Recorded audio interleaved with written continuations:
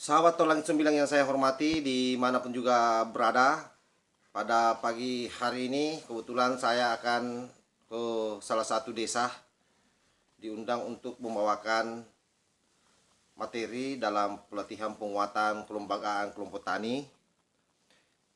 Nah, sebelum saya berangkat, saya menemukan ada satu video yang hemat saya ini luar biasa, karena kemudian sangat berani membuka fakta ke publik.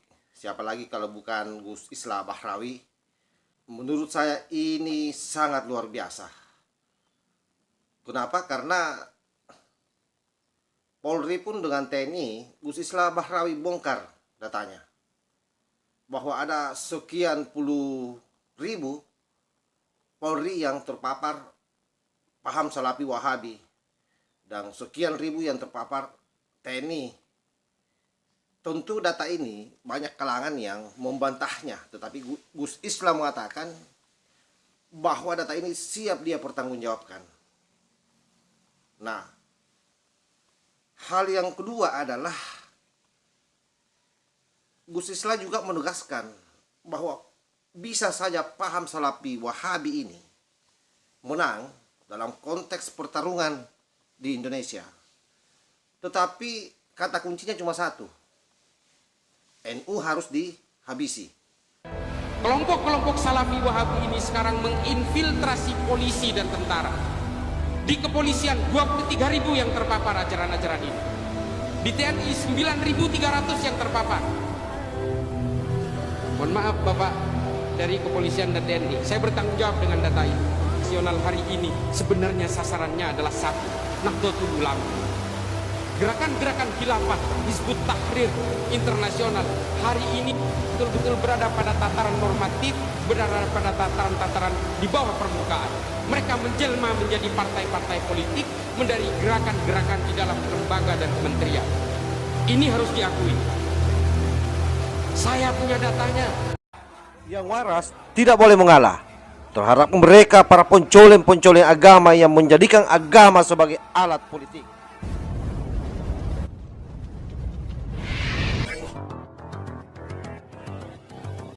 Kelompok-kelompok Salafi Wahabi ini sekarang menginfiltrasi polisi dan tentara. Di kepolisian 23.000 yang terpapar ajaran-ajaran ini. Di TNI 9.300 yang terpapar. Mohon maaf Bapak dari kepolisian dan TNI, saya bertanggung jawab dengan data ini.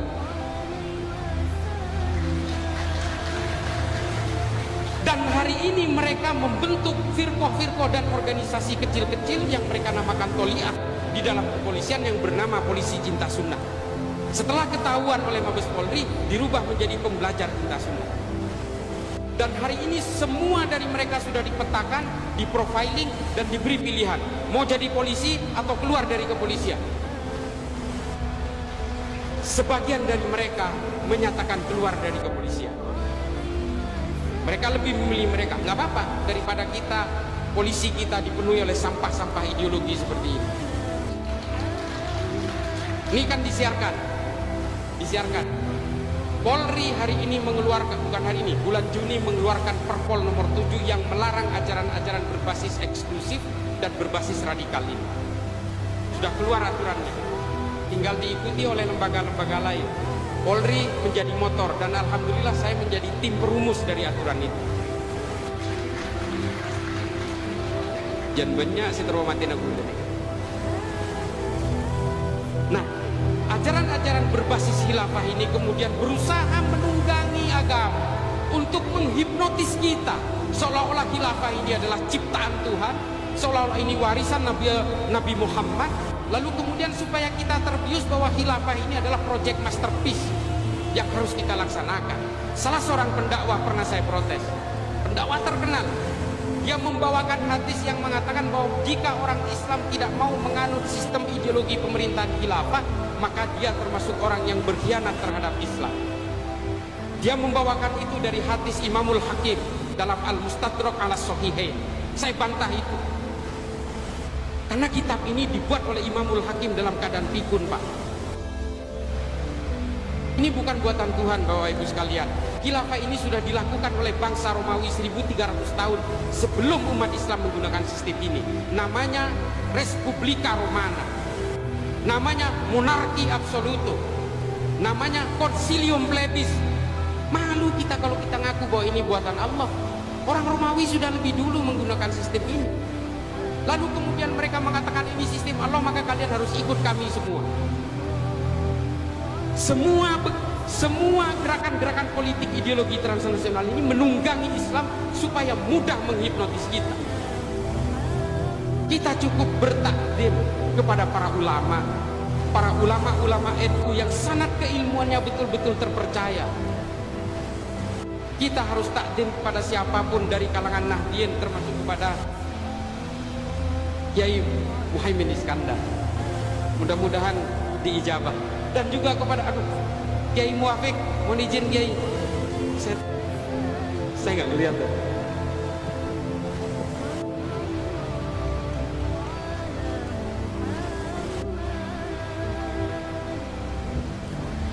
Panjang sekali kalau berbicara tentang ideologi transnasional, karena saya memang banyak sekali menggunakan metode pendekatan sejarah, Bapak Ibu sekalian. Karena kebetulan studi saya tentang sejarah dan filsafat Islam di Amerika, jadi saya betul-betul menggunakan metode pendekatan sejarah. Kalau pakai dalil, Pak, debatnya nggak selesai. Tapi kalau sejarah, insya Allah ikhtilafnya sedikit, khilafiyahnya sedikit. Jadi makanya saya sering menggunakan metode pendekatan sejarah. Jadi jangan kaget kalau saya berani mengatakan bahwa khilafah itu bukan buatan Allah, itu buatan bangsa Romawi ketika menguasai kekaisaran Bizantium. Yang mau membantah ini. Oke, kita sudah saksikan secara bersama-sama bagaimana Gus Islah Bahrawi memberikan penegasan bahwa ada 23.000 TNI Polri, ada 23.000 Polri yang terpapar. Lalu ada 9.000 lebih TNI yang kemudian juga terpapar. Dan hari ini mereka semua sudah dalam proses penanganan dan bahkan ada yang memilih mundur. Dan saya kira yang mundur ini lebih bagus supaya tidak menjadi duri dalam daging. Bagaimanapun juga yang namanya TNI Polri adalah garda terdepan untuk memberantas paham-paham ini semua yang mau mengganggu Pancasila. Tapi kalau kemudian dia yang terjangkiti kan sangat berbahaya. Karena mereka-mereka ini dibekali senjata. Sehingga kalau betul-betul mereka terjangkiti paham ekstrim ini, dan itu tidak dideteksi lebih awal, ini pasti sangat membahayakan negara. Kesyukuran terbesar kita bahwa hari ini Polri sudah berbenah, bahkan sudah mengeluarkan peraturan Kapolri terkait soal bagaimana supaya Polri ini tidak terjebak masuk dalam ajaran-ajaran yang menyesatkan. Wallahul muwaffiq ila aqwamit thariq. Wassalamualaikum warahmatullahi wabarakatuh. NKRI harga mati. Salam Nusantara.